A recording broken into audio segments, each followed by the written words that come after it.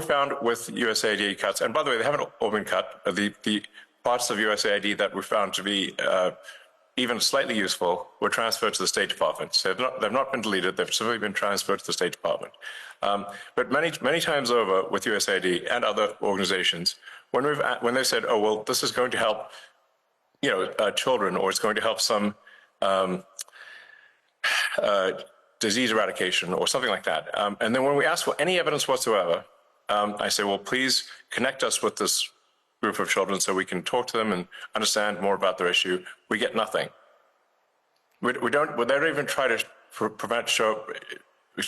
come up with a show orphan, meaning like this sort of like, well, can we at least see a few kids? Like, where are they? If they're in trouble, we'd like to talk to them and talk to their caregivers. Okay, well, and then we get nothing as a response, because it's what we find is an enormous amount of fraud and graft. Okay, let me put this example to you. Very little of it actually gets to the kids, if anything at all. Okay, let me put this example to you, because you grew up in South Africa, so you'll know the impact of HIV/AIDS well. And this is why I asked about the data. The US led on international efforts to combat HIV/AIDS treatment, prevention, and there's an initiative called PEPFAR, which is credited with saving 26 million lives in the last 20 years. It was part of the foreign aid freeze, then there was a limited waiver. Its services are disrupted, and UNAID says if permanently discontinued, there will be another 4 million AIDS-related deaths by 2029.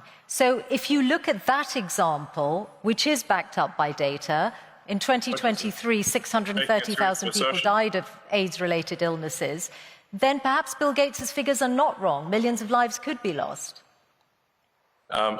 First of all, the program, the AIDS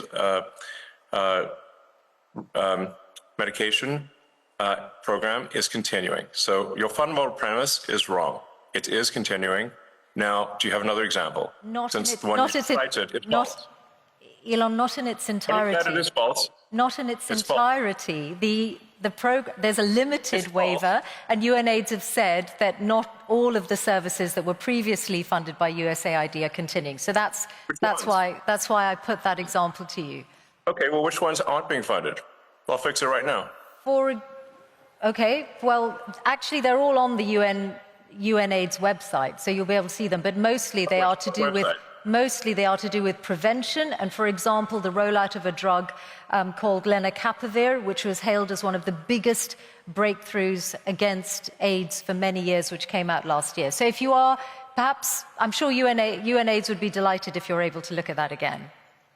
Yes, but if in fact this is true, which I doubt it is, then we'll fix it.